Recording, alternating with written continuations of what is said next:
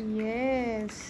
Hello everyone, welcome to my channel. आज का जो मेरा वीडियो है वो उन सभी पेरेंट्स के लिए है जो अपने बच्चों को इंग्लिश में बात करना सिखाना चाहते हैं, लेकिन वो किसी कारण से नहीं सिखा पाते। हम में से बहुत लोग ऐसे हैं जिनके स्कूल में इंग्लिश नहीं सिखाया जाता था। तो इंग्लिश नहीं आने में कोई बुराई नहीं है। हमारे टाइम पे इंग्लिश पे इतना ज़ोर नहीं दिया जाता था, लेकिन अब का जो ज़माना है उसमें बच्चा घर में जब तक रहता है तो माँ की भाषा वो सीख जाता है, लेकिन जब वो बाहर जाता है तो उसको जब स्कूल में जाता है तो डायरेक्टली जब टीचर्स उनसे इंग्लिश में इंस्ट्रक्शन देते हैं, उससे इंग्लिश में बात करते हैं, तो बच्चा बिल्कुल साइलेंट हो जाता है, बिल्कुल चुपचाप हो जाता है। तो वो चीज़ अवॉइड करने के लिए आप बच्चों को स्टार्टिंग से ही थोड़ा बहुत इंग्लिश में बात करना सिखा सकते हैं घर पे ही। तो ये जो टिप्स मैं शेयर करने जा रही हूँ आपके साथ, तो ये सभी पेरेंट्स के लिए है। जो पेरेंट्स ऑलरेडी इंग्लिश में बात करते हैं, जो आपस में कंफर्टेबल हैं इंग्लिश में बात करने में, वो भी इन टिप्स को फॉलो कर सकते हैं। साथ साथ वो अपने बच्चों से इंग्लिश में बात भी कर सकते हैं। इसमें जो पेरेंट्स इंग्लिश में बहुत ज़्यादा कंफर्टेबल नहीं है, तो वो इन टिप्स को अगर फॉलो करते हैं तो उनको आसानी होगी अपने बच्चों को इंग्लिश में बात करना सिखाने में। तो आइए देखते हैं। अगर आपने मेरे चैनल को सब्सक्राइब नहीं किया है तो सब्सक्राइब कर लीजिए।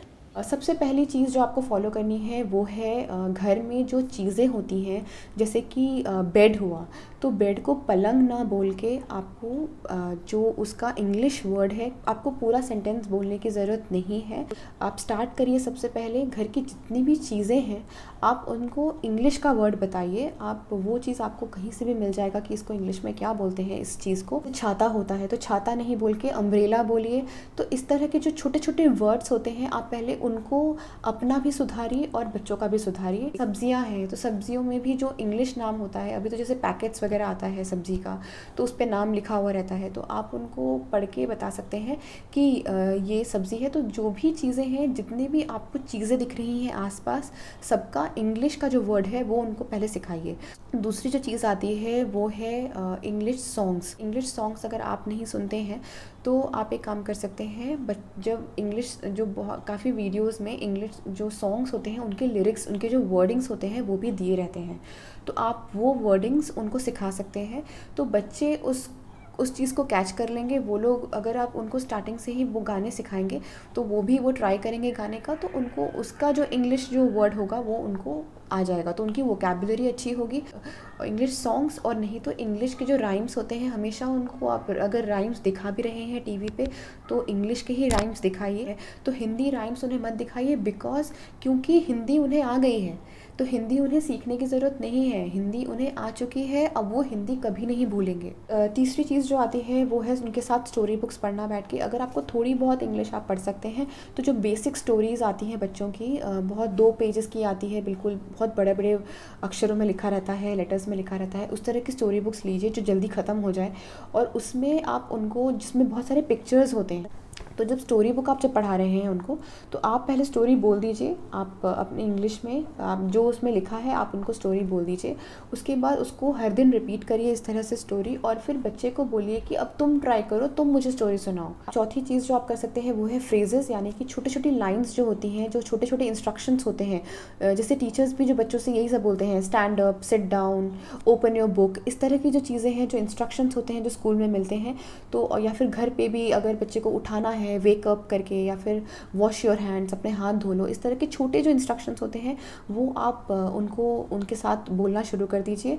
अगर आपको इंग्लिश आती है, अगर आप इंग्लिश में कंफर्टेबल हैं तो आपको इसमें प्रॉब्लम नहीं आएगी, आप इस तरह के इंस्ट्रक्शंस आराम से बोल सकते हैं। और अगर आपको ये फ्रेजेस बोलने में डिफ़िकल्ट लगता है, यानी कि अगर इंग्लिश में बहुत प्रॉब्लम होती है, तो मेरा एक ऐसा वीडियो आएगा जिसमें कि मैं आपको मॉर्निंग, इवनिंग और नाइट में क्या क्या फ्रेजेस आप बच्चों से बोल सकते हैं, तो वो लाइन्स आपके साथ मैं शेयर कर दूँगी। तो वो मेरे चैनल पर जल्द ही आने वाला है, तो आप उसको देख सकते हैं। उसके बाद नेक्स्ट जो चीज़ आती है वो है, कभी भी अगर वो बोलना ट्राई करें, कभी भी अगर बच्चे ट्राई करते हैं इंग्लिश में बोलना, तो तुरंत से उनका ग्रामर करेक्ट करने की ज़रूरत नहीं है, उनको टोकने की ज़रूरत नहीं है, उनको पहले बोलने दीजिए। एक बार बच्चा बोलने लग जाएगा उसके बाद आप उसका ग्रामर करेक्ट कर सकते हैं, लेकिन बच्चा जब बोलता ही नहीं है तो आप अगर उसको पहले से ही टोकने लग जाएंगे तो वो उसका कॉन्फिडेंस डाउन हो जाएगा और वो फिर वो लैंग्वेज नहीं बोलेगा। तो उसका ग्रामर करेक्ट करने की ज़रूरत नहीं है इनिशियल स्टेज पर। नेक्स्ट जो चीज़ आती है वो है इस तरह की जो बुक्स मैं अपने बच्चे के लिए यूज़ करती हूँ। तो ये मैंने आपको गुड मैनर्स वाले वीडियो में भी बताया था। तो ये जैसे कि इसमें बड़े बड़े पिक्चर्स होते हैं, इसमें कुछ लिखा हुआ नहीं होता है, डिक्शनरी बोलते हैं इसको, तो खाली पिक्चर्स रहते हैं इसमें। पिक्चर्स को बच्चा डिस्क्राइब करेगा खुद से, बच्चा बताएगा कि पिक्चर में क्या है, तो उससे उसकी इंग्लिश अच्छी होती है। तो आप ये चीज़ ट्राई कर सकते हैं। अभी के लिए बस इतना ही। अगर आप हमारे नेक्स्ट वीडियोस का नोटिफिकेशन पाना चाहते हैं तो please subscribe to my channel और बेल आइकन को प्रेस करना मत भूलिएगा। अगर आप कोई टॉपिक पे वीडियो चाहते हैं तो प्लीज़ मेरे कमेंट बॉक्स में मुझे लिख के बताइए कि अगर आप कोई स्पेसिफिक टॉपिक पे चाहते हैं तो। अभी के लिए just stay safe, stay healthy. Thank you.